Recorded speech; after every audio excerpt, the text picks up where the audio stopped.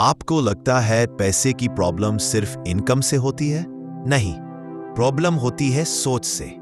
Hello दोस्तों, आज हम बात करने वाले हैं एक ऐसी किताब की जो सिर्फ पैसे का ज्ञान नहीं देती, बल्कि ये बताती है कि पैसा कमाने, रखने और उससे सुकून से जीने का तरीका क्या है।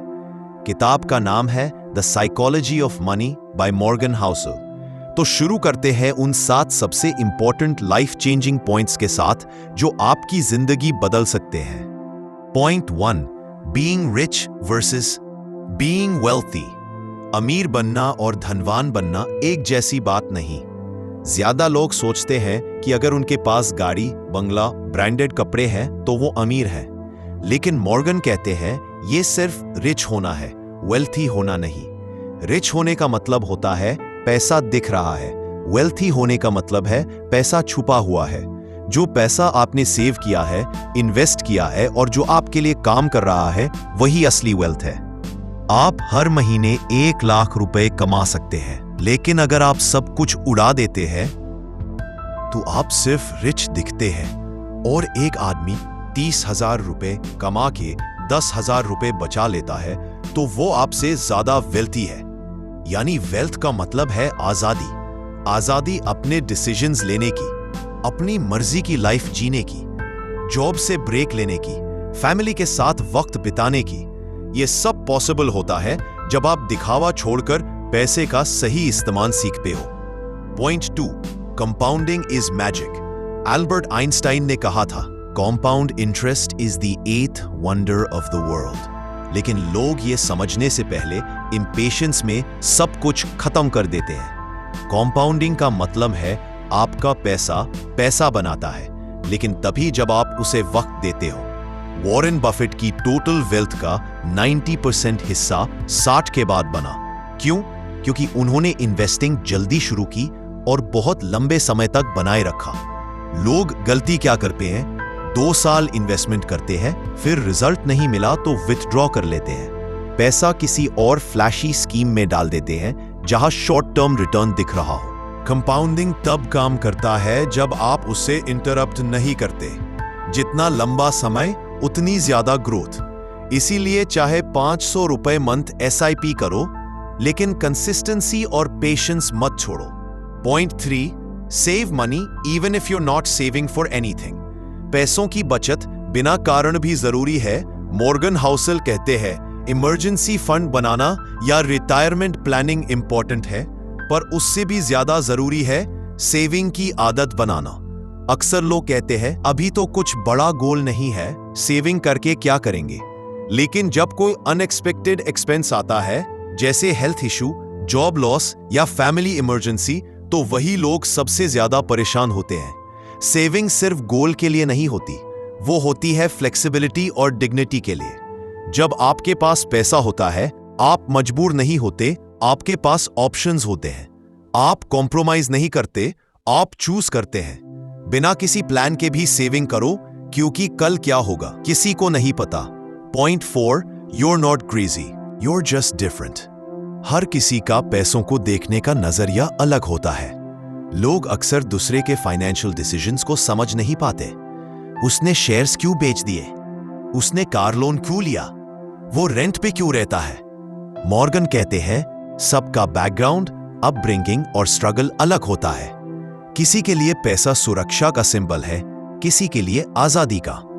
किसी ने 90s के क्रैश देखे हैं तो किसी ने 2020 का क्रिप्टो बूम। इसीलिए जब हम किसी के फाइनेंशियल डिसीजन को जज करते हैं तो हम उनका कॉन्टेक्स्ट भूल जाते हैं, और जब अपने डिसीजंस को उनके कंपैरिजन में बनाते हैं तो हम गलती करते हैं।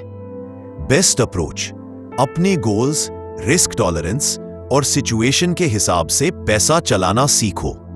दूसरों को देखकर डिसीजन लेना गलत है। Point 5, freedom is the ultimate goal. पैसा चाहिए, पर क्यों? आजादी के लिए। हम पैसा क्यों चाहते हैं? बड़ी कार, बड़ा घर, ट्रैवल, लेकिन इन सबसे पहले एक चीज होती है जो सबसे ज्यादा इंपॉर्टेंट है, टाइम फ्रीडम। पैसा का असली पर्पस होना चाहिए। मैं कब क्या करूं, किसके साथ करूं, कितना करूं, इसका फैसला मैं खुद कर सकूं। जिंदगी का असली सुकून ये होता है कि आप जब चाहे तब काम से ब्रेक ले सके, पेरेंट्स के साथ वक्त बिता सके, अपने बचपन के सपने पूरे कर सके, बिना किसी बॉस या डेडलाइन के डर के। इस फ्रीडम के लिए पैसा चाहिए और उस पैसे के लिए डिसिप्लिन, पेशेंस और प्लानिंग चाहिए। रिच बनने के चक्कर में अगर आप अपनी इंडिपेंडेंस खो रहे हो तो ये समझ लो, आप पैसा कमा नहीं रहे, आप अपना वक्त बेच रहे हो। पॉइंट 6, लक एंड रिस्क दोनों का हाथ होता है कामयाबी में। हर सक्सेसफुल आदमी में स्किल के साथ थोड़ा लक भी होता है और हर फेलियर के पीछे रिस्क भी होता है जो किसी के कंट्रोल में नहीं होता। बिल गेट्स के पास जीनियस दिमाग था, लेकिन उसका स्कूल एक रेयर स्कूल था जहां कंप्यूटर एक्सेस था। That's luck. आप में टैलेंट हो सकता है, पर अगर गलत वक्त पे जॉब चली गई, मार्केट क्रैश हो गया, तो वो रिस्क है। मॉर्गन कहते हैं, सक्सेस को 100% क्रेडिट लेना और फेलियर का ब्लेम दूसरों पे डालना ये सबसे बड़ा इल्यूजन है। जरूरी ये है कि आपके अपने कंट्रोल में जो है उस पे फोकस करो और जो नहीं है उसके लिए हम्बल रहो। हर डिसीजन में थोड़ा अनसर्टेनिटी होता है, इसीलिए कभी भी किसी की सक्सेस या फेलियर को ब्लैक एंड व्हाइट में मत देखो। Point 7, getting wealthy versus staying wealthy. अमीर बनना आसान है, पर अमीरी बनाए रखना कला है। आप एक बार पैसा कमा सकते हो, लेकिन उसे बनाए रखना अलग खेल है। Getting rich requires risk, boldness, ambition. Staying rich requires discipline, fear and humility.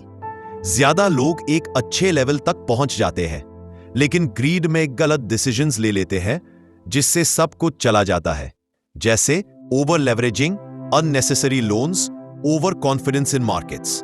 Morgan कहते हैं, never risk what you have for what you don't need.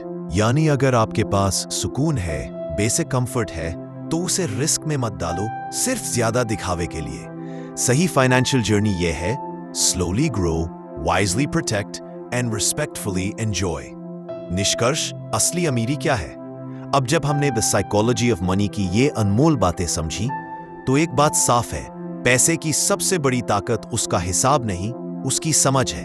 Morgan Housel ये नहीं कहते कि आपको करोड़पति बनना है, वो कहते हैं पैसे को लेकर आपकी सोच साफ होनी चाहिए। पैसा एक औजार है, जिंदगी नहीं। अमीरी दिखावे में नहीं, सुकून में है। असली समझदार वही है जो लालच में नहीं बहता, बल्कि धैर्य से फैसले लेता है। इसलिए जब अगली बार पैसा कमाने या खर्च करने का मौका आए, तो सिर्फ दिमाग से नहीं, अनुभव से और सीख से फैसला लीजिए, क्योंकि पैसा तो सबके पास होता है, पर उसे संभालने की सोच सिर्फ कुछ के पास होती है। अगर ये बातें आपको सोचने पर मजबूर करती हैं, तो इस वीडियो को जरूर लाइक करें और चैनल को सब्सक्राइब करें। मिलते हैं अगले वीडियो में।